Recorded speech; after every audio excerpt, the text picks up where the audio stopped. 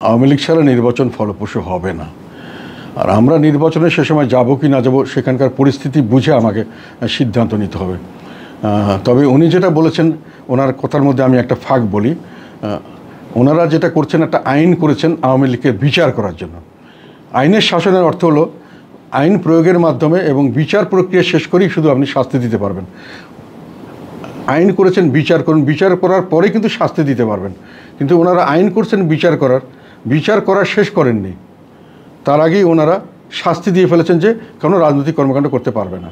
আবার ওইটাকে কার্যকর করেছেন, মানে ফাঁসির আদেশ দেওয়ার পরে কার্যকর করেছেন যে ওনাদেরকে ইলেকশনও করতে দেবেন না। তাহলে তো আপনি শাস্তি আগেই দিয়ে ফেলছেন, শাস্তি কার্যকরও করে ফেলছেন। তাহলে আপনি বিচারের নামে প্রহসন করছেন, মানে আপনি তাকে দোষী সাব্যস্ত করবেন বলে ঠিক করেছেন। আমি তর্কের খাতিরে বলছি, কথার কথা যে এটা বিচার চলতে 20 বছর হয়ে গেল, 15 বছর 20 বছর। তখন দেখা গেল যে 20 বছর পরে কোর্ট বললো যে না, আওয়ামী লীগের নিষিদ্ধ করা ঠিক হয়নি।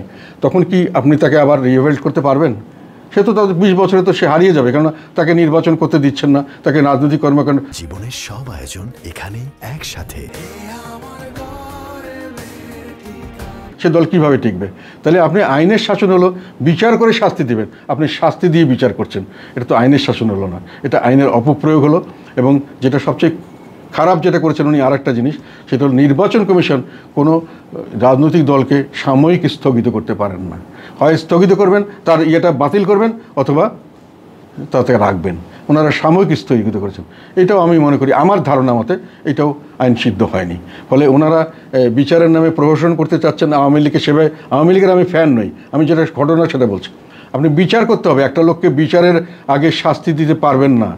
আপনি যে জেলখানে আটকে রেখেছেন তাকে আপনি জামিন দেবেন না, এটা হলো তাকে বিচার দোষী হওয়ার আগে শাস্তি দিচ্ছেন। এটা অন্যায়, এটা পৃথিবীর সব দেশে অন্যায় হিসেবে গণ্য হয়। যতক্ষণ তাকে রায় না দেওয়া হবে ততক্ষণ আপনি তাকে কোনো শাস্তি দিতে পারবেন না। কিন্তু লক্ষ লক্ষ লোককে দেওয়া হচ্ছে, কী বলা হচ্ছে, আওয়ামী লীগের বিএনপির আমলে, আওয়ামী লীগের আমলে করা হয়েছে।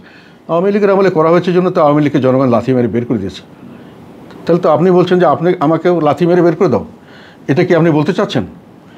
মানে কথা তো ওইটাই আসে।